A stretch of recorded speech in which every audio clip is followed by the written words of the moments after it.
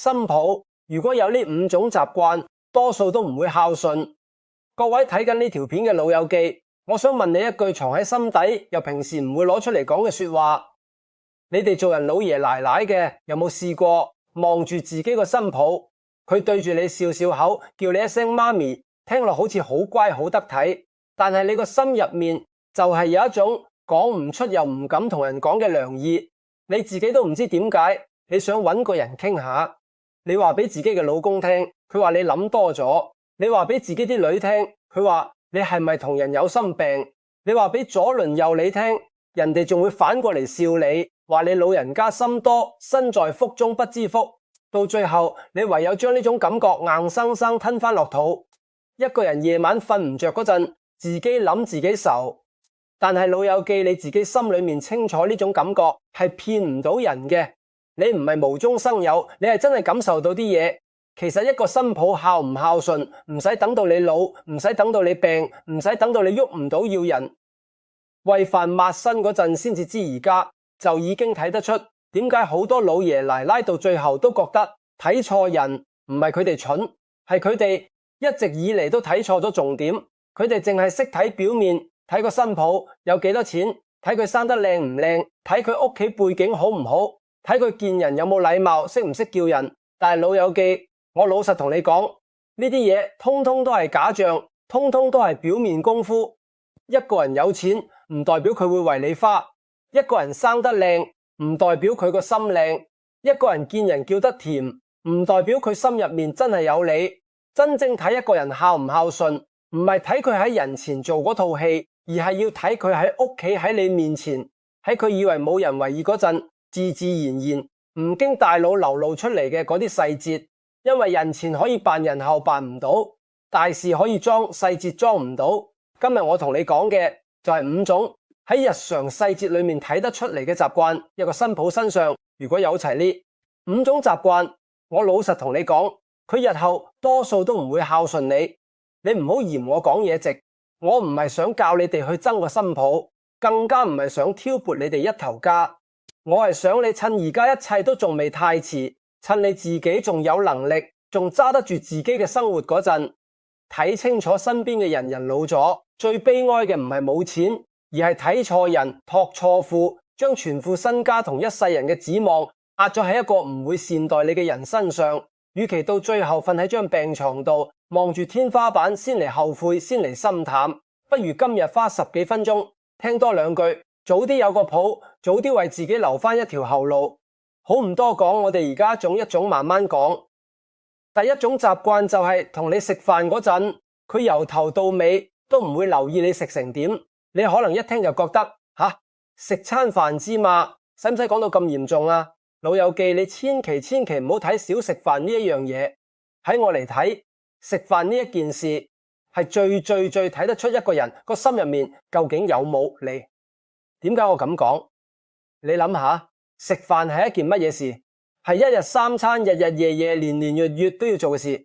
佢係一個人一日之中最放鬆、最自然、最鬆懈、最唔會設防、最唔會裝嘅時候。一個人想扮孝順，佢可以扮1餐、扮1日，甚至扮足1個星期。喺你生日嗰日，喺過時過節嗰日做到10足10。但係佢冇可能餐餐飯、朝朝晚晚，一年365日都扮到足。人始終會鬆懈，一鬆懈，佢個真心係點，就會喺食飯台上面原本咁流露出嚟。你留意下，一個心入面真係有你嘅新抱，佢喺食飯台上面係點？佢會記得你上咗年紀，牙口冇以前咁好，煮啲嘢會特登煮腍啲，煮軟啲，唔會俾你啃硬嘢。佢會記得你血壓高，唔食得鹹，煮嘢嗰陣會唔聲幫你嗰份落少啲鹽，少啲油，餐台中間嗰碟餸，佢見你夾唔到，會唔聲幫你轉個方向，將你從意食嗰邊，將啲肉多嗰邊令到埋你面前。佢見你今餐食得少，會抬起頭問你一句：媽咪，係咪唔夠胃口啊？定係唔啱你口味？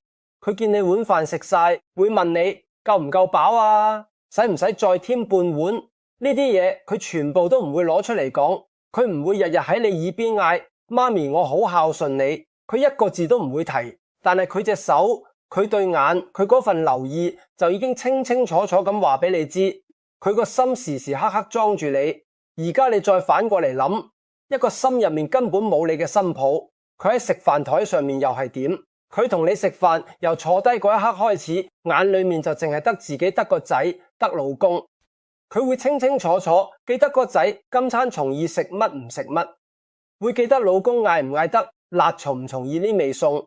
佢會不停幫個仔夾餸，幫老公添飯，招呼得無微不至。但係一輪到你，佢個腦就好似自動熄咗機咁。你食緊乜？食得夠唔夠？啱唔啱你口味？你牙口啃唔啃得喐？佢由頭到尾一句都唔會問你碗飯幾時食晒，佢都唔為意。你成餐飯淨係扒咗2啖白飯，對住嗰碟你啃唔喐嘅餸乾楚，佢連眼尾都唔會望你一下。你忍唔住話俾佢知，我今日冇乜胃口喎。佢頭都唔抬，淡淡應一句，哦，就冇下文，繼續顧住招呼自己嗰邊嘅人。老友記，你千祈唔好以為呢個係小事，唔好以為呢啲係佢唔為意啫，佢一時唔記得啫。我同你講一次半次係唔為意，但係餐餐都係咁就唔係唔為意，係佢個心根本冇你呢個位。你諗深一層，今日你身體仲硬淨，仲坐得起身，仲自己食得飯嗰陣，佢連你食成點都懶得望一眼。咁到你日後真係老到喐唔到，病到要人一啖一啖，喂，要人幫你抹嘴，要人有耐性咁，等你慢慢咬慢慢吞嗰陣，你憑乜嘢覺得佢會突然變得好有耐性，好細心咁去照顧你？一個人對你嘅上心唔係一朝一夕變出嚟嘅，係由日常一啖飯一碗湯呢啲細節裏面一點一滴養出嚟嘅。連你嘅一日3餐都放唔入眼，擺唔入心嘅人，你就千祈唔好指望佢日後會將你嘅生老病死，你嘅安危冷暖好好咁放喺心上。呢個係第一種，你要牢牢記住。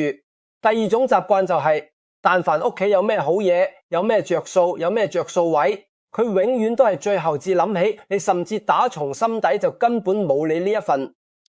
呢一種習慣好多老爺奶奶都中過招，但係好多人蒙查查，仲以為係自己小氣，係自己諗多咗。老友記，你要學識留意啲細微位，因為魔鬼就藏喺呢啲細微位裏面。你留意屋企人買咗一箱生果返嚟，嗰啲又大又靚又甜又新鮮嘅，佢會第一時間揀出嚟攞去俾個仔俾老公食，剩返嗰啲細粒嘅有花有斑嘅開始唔新鮮嗰啲先至輪到你。佢仲會擺得好自然，好似天經地義咁。又或者一家人出街食飯落單嗰陣，佢會好殷勤咁問個仔，你想食乜啊？問老公，你想叫啲乜啊？由頭到尾佢就係唔會問你一句，媽咪你想食啲乜啊？到頭嚟你想食嗰味台面根本冇。又或者屋企有咩開心事，有咩好消息，有咩着數，有咩着數位，佢會第一時間興高采烈咁同自己嗰邊嘅屋企人分享，煲電話粥都講得你呢個老爺。奶奶往往係最後一個先至知，甚至係第日聽旁人講起，你先至知原來有咁件事。你可能會好習慣咁安慰自己，話佢淨係一時唔記得啫，唔使咁計較，唔使咁小氣。但係老友記，你靜落心諗真啲，一個人心入面如果真係有你，佢係唔會次次都啱啱好唔記得你嘅。有好嘢第一個諗起邊個，就代表佢個心最緊要最放喺前面嘅係邊個。呢個係人之常情，係騙唔到人嘅。你次次都被排喺最尾，甚至次次都根本冇你份。呢個唔係一次兩次嘅偶然，呢個係佢個心裏面早就排好咗嘅次序。喺佢個心目中，你嘅位置就係喺最尾，或者根本冇位。而呢種習慣真正傷人嘅地方，其實唔係嗰件好嘢，你食唔食得到，着唔着得起，值幾多錢，呢啲都係其次。真正傷人嘅係嗰種我喺呢頭家好似係一個多餘嘅人，係一個外人嘅感覺。嗰種感覺日積月累，會將一個老人家嘅心一寸一寸咁蠶食到冰冷。老友記，你要清醒，今日連一啖靚生果一件着數都輪唔到你，都冇你份，你就千祈唔好發夢，以為佢日後會將真正嘅心機、真正嘅時間、真正嘅金錢、真正嘅照顧優先咁留返俾你。人心嘅次序一旦排好咗，係好難改嘅。呢個係第二種，你要記入心。第三種習慣就係講到要用錢喺你身上嗰陣，佢就會突然變得好計較，計到1蚊1毫，都清清楚楚、明明白白。呢一點係最現實，亦都係最傷老人家心嘅一點。老友記，錢呢樣嘢係一面照妖鏡，平時風平浪靜嗰陣，你未必睇得出一個人嘅真心，但係一講到錢，一講到要佢破費喺你身上，佢個真面目就會即刻浮晒出嚟，一啲都遮唔住你留意。兩種人嘅分別，一個心入面真係有你嘅新抱，佢使錢喺你身上係唔會計較嘅。你病咗要睇醫生，要買藥，要幾多錢，佢二話不說就俾，仲會催你快啲去睇，唔好拖你對鞋着到爛咗，件衫舊到甩色。佢見到會唔聲同你買翻對新，買翻件新。你偶然想食樣好嘢，想飲啖靚湯，佢會諗辦法煮俾你食，或者帶你出街食。喺佢個心目中，老爺奶奶嘅呢啲使費係應份嘅，係佢哋做人仔女理所當然嘅本分，天經地義。佢唔會將呢啲攞出嚟計數，更加唔會擺喺面口，唔會日後攞出嚟睇。佢覺得孝敬老人家使得幾多啫？呢啲係福氣，唔係負擔。但係另外一種新抱係點？你同佢住埋一齊，你不過係多食咗佢一啖飯，多用咗少少水電，佢個面色都會即刻唔同晒。每個月夾家用嗰陣，佢會斤斤計較，計到分毫不差，1蚊都唔肯多俾，仲要覺得自己已經好蝕底。你身體有啲唔舒服，話要去睇醫生，佢個第一反應唔係關心你邊度唔妥啊，痛唔痛啊，而係即刻問你，使唔使睇到咁貴啊？係咪一定要睇私家啊？政府街症排客隊唔得咩？慳翻啲啦。佢會將你嘅每一個需要一項一項攞出嚟，放喺個秤度計下，抵唔抵，值唔值，使唔使得。老友記，我好老實好肉緊咁同你講，呢種人係最涼薄最寒你心嘅，因為喺佢眼中，你根本唔係佢嘅屋企人，唔係佢要孝敬嘅長輩，你係佢一個負擔，一項開支，一條要精打細算嘅數。佢對你有過幾多付出，使過你幾多錢，佢心裏面本簿記得一清二楚，一筆一筆，隨時準備喺日後攞出嚟同你計同你算。今日佢喺3蚊5蚊一啖飯一格水度同你計較同你面色，你就千祈唔好發夢，以為到你日後真係有大件事，要一大筆錢做手術，要長期食貴藥，要請人照顧嗰陣，佢會二話不說，心甘情願咁將啲錢掟落去救你。佢連細數都同你計得咁清，大數埋嚟，佢即係會計得更狠。錢唔係萬能，但係喺對唔對你好呢件事上面，錢係最誠實嘅一樣嘢。一個肯真心為你花錢，而且花得心甘情願，花完之後仲唔會攞出嚟講，唔會攞出嚟提嘅人，佢個心係暖嘅。一個連幾蚊都要同你斤斤計較，計完之後仲要俾翻啲面色你睇，令你覺得自己好似欠咗佢嘅人，佢個心係冷冰冰嘅。各種分別你自己心裏面掂量。呢個係第3種。第4種習慣就係每逢你同佢仔女或者你同佢老公之間有咩矛盾，有咩爭執嗰陣，佢永遠都唔會企喺你嗰邊，甚至會反轉槍頭當面數你唔啱。呢一種係最寒老爺奶奶心，最令人心灰意冷嘅一種。老友記，你諗下，一家幾口住埋喺同一個屋檐下，朝見口晚見面，兩代人年紀差咁遠，諗嘢嘅方式唔同，做事嘅習慣唔同，價值觀又唔同，邊有可能一啲摩擦都冇？意見唔合口角兩句，呢啲係人之常情，係任何一頭家都避免唔到嘅。呢啲本身唔係問題，真正嘅問題，真正睇得出人心嘅係，當呢啲矛盾一發生，你個新抱佢會企喺邊一邊。有一種新抱係真正識做人有智慧嘅，就算當時係你講嘢重手咗少少，就算擺明係你唔啱，係你老人家鬧交鬧輸咗你，佢都唔會即刻當住咁多人面前同你反面同你嗌交，佢會先忍一忍，先安撫翻你嘅情緒，等大家冷靜咗，私底下四目交投嗰陣，先慢慢同你講翻道理，講翻佢嘅諗法。佢會做嗰個和事佬，喺你同你個仔佢個老公之間好好咁調停打圓場。佢會諗盡辦法令成頭家和和氣氣，大事化小，因為佢心裏面明白一個道理，呢頭家係一個整體，一榮俱榮，一損俱損，家和先至萬事興。佢唔會為咗一時之氣，為咗爭一啖氣，為咗證明自己啱就當眾落你面拆你台。佢會俾足面你顧全大局。呢種新抱係家宅之福。但係另外一種新抱佢係點？一有咩唔妥，一有咩對佢不利，佢第一時間就係拉大隊揾幫手。佢會即刻走去老公面前，走去自己父母面前告狀，一把眼淚一把鼻涕，將件事講到自己幾委屈幾無辜，將你講到幾蠻不講理，幾惡死能登。佢會喺中間搬弄是非，挑撥你同你個仔之間嘅骨肉關係，三兩下手勢就搞到你個親生仔都調轉槍頭，幫住外人嚟對付你鬧你。而最傷最狠嗰種係，佢會當住成屋人，甚至當住外人嘅面反轉槍頭，理直氣壯咁數你嘅唔是，一句軟話一句唔該都欠奉，仲要擺出一副係你唔啱喺先嘅嘴臉，搞到你堂堂一個老爺奶奶喺自己嘅家，喺自己一手湊大嘅仔女面前，連一個立足之地，一個下台階都冇埋，尊嚴掃地。老友記，你要睇得清清楚楚，一個新抱肯唔肯喺關鍵時刻維護你俾面，你就已經完完全全睇得出佢心裏邊究竟有冇將你當成自己人。佢當你係自己人，佢就會本能咁護住你，就算真係你有錯，佢都會顧住你嘅面子，關埋門私底下先同你講，唔會擺出嚟俾外人睇。你笑話，佢冇當你係自己人，喺佢眼中你就係一個外人，一個對手，一個障礙。佢隨時隨地都可以為咗自己嘅利益，將你一腳踩落去犧牲，你都在所不惜。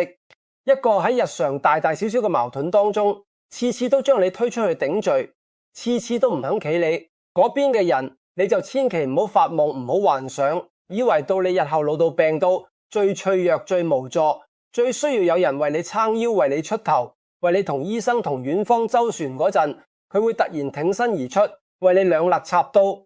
佢連喺一啲雞毛蒜皮嘅細事上面都唔肯維護你，俾面你點可以指望佢喺攸關你生死嘅大事上面會為你頂天立地？呢個係第四種，你一定要牢牢記入心。第五種習慣，亦都係最重要嘅一種，就係佢對佢自己嘅親生父母同對你呢個老爺奶奶係兩套完全唔同嘅態度，兩張完全唔同嘅面孔。老友記，呢一點係我認為睇一個新抱睇得最準、最狠、最一針見血嘅一招。你想知佢日後究竟會點對你，你根本唔使去估，唔使去猜，唔使等時間去證明，你淨係要靜靜咁留意一件事，就夠佢而家係點對佢自己嘅老豆老母。點解我可以咁肯定？因為一個人點樣對佢自己嘅親生爹娘，就係佢個人品，佢個心最真實、最赤裸嘅底色。呢個係裝唔出演唔到嘅。你留意下，有一種新抱，佢對自己父母孝順，佢對你都一樣咁孝順。佢會記住你哋兩邊老人家嘅生日，會將兩邊嘅老人家都顧到，都惦記到。佢對自己老母有幾細心，佢對你都會一樣咁細心。佢肯為自己老豆破費，佢都一樣肯為你破費。點解佢做得到？因為佢個心入面係真正裝住咗一個孝字。呢種人係真正識得將心比己嘅人，佢深深明白天下父母嘅心都係一樣咁疼錫仔女，天下老人家嘅需要都係一樣，所以佢會一視同仁，唔會厚此薄彼。呢種新抱係打着燈籠都難揾，係你上世收翻嚟嘅福氣，你一定要好好珍惜佢，善待佢，唔好身在福中不知福。但係啊，老友記，最要命、最得人驚嗰種係另外一種，呢種新抱。佢對自己嘅親生父母係同到入心入肺，嗌得就嗌，寵得就寵，事事以佢哋為先。佢老母打一個電話嚟，佢即刻放低手頭上一切嘢，飛奔過去。佢老豆話句邊度唔舒服，佢緊張到坐立不安，失魂落魄。佢會將屋企最好嘅嘢、最貴嘅寶品，通通都收埋，留翻俾自己嘅爹娘。呢啲行為本身係好事，係天公地道，係應該嘅。我一啲都唔會話佢唔啱。但係問題就出喺佢一轉個頭對住你呢個老爺奶奶嗰陣，佢就好似變咗另外一個人，判若兩人同一件事。佢自己老母做，佢就覺得係啱嘅，係應該嘅，係為佢好。你做就變成係錯嘅，係多事，係左手左腳。同一個要求，同一句說話，佢對住自己父母講就恭恭敬敬，一句怨言都冇。你一開口佢就即刻黑面，嫌你煩，嫌你多事，嫌你漏到，嫌你阻住佢老友記。你一定要清醒過嚟睇穿呢種人。呢種人佢唔係唔識孝順，恰恰相反，佢好識，佢好叻，佢只係喺度精明咁揀，擇緊計算緊邊個先至值得佢孝順去付出。而好可惜、好殘忍嘅一個真相係喺佢個心目中，你係唔值得嗰一個。你喺佢眼中永遠都只係老公頭家嗰邊嘅人，一個外姓嘅老人家，而唔係佢自己嘅要用心去孝敬嘅屋企人。所以佢對你所展現出嚟嘅所有嘅好，所有嘅笑臉，好多時都只不過係做出嚟嘅一場戲，做俾個老公睇，做俾親戚朋友睇，做俾街坊鄰里睇，等人哋讚佢一句好新抱。一旦冇咗個老公喺中間，一旦你對佢冇咗任何利用價值，一旦冇咗外人喺場，佢對你嗰套溫柔體貼嘅嘢就會即刻乾手淨腳咁收晒，一秒都唔會多俾。所以我要語重心長咁同你講，你想睇一個新抱日後會點對你，你千祈唔好被佢一時對你嘅好，對你嘅甜言蜜語蒙蔽咗雙眼。你要冷靜咁去睇佢係點對佢自己嘅親生父母，一個連自己親生爹娘都夠膽刻薄、夠膽虧待嘅人，你就千祈唔好發夢，以為佢日後會好心咁對你好，因為佢個心裏邊由頭到尾就根本冇孝呢個字。佢連自己嘅根都唔認，又點會認你？而反過嚟，一個對自己父母孝順體貼，但係對你就差天共地、判若兩人嘅人，你亦都千祈唔好自欺欺人，唔好自我安慰，話佢對自己父母咁好，證明佢個人本質係孝順嘅，佢遲下一定會對我好啲。唔會嘅，多數都唔會嘅，因為喺佢嗰本心裏面嘅賬簿上面，你嘅名由第一日開始就已經被劃咗喺唔需要用心去對嗰一欄。呢個係第五種，亦都係我今日講咁多你最需要睇清睇楚、睇入骨嘅一種。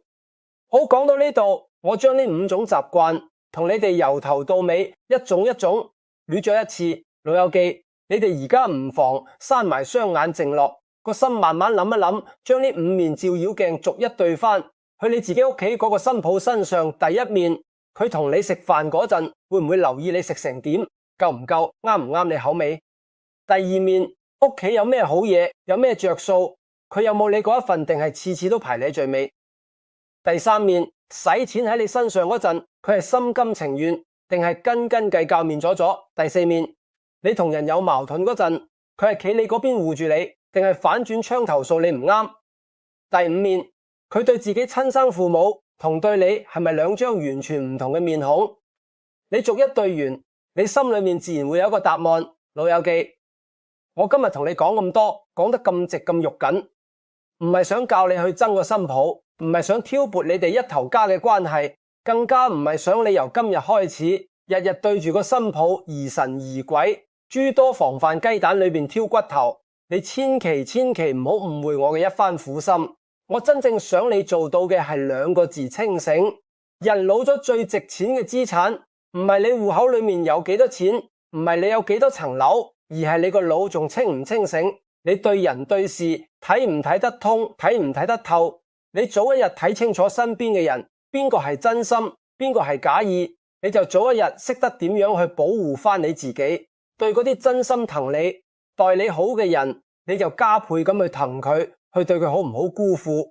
對嗰啲擺明唔值得，只係當你係負擔嘅人，你就要學識為自己留翻一手，留翻一條後路，唔好一時心軟，一時衝動，就將你成副身家，你一世人辛辛苦苦儲落嘅老本，你整個晚年嘅幸福同保障，通通壓晒，倒晒落去。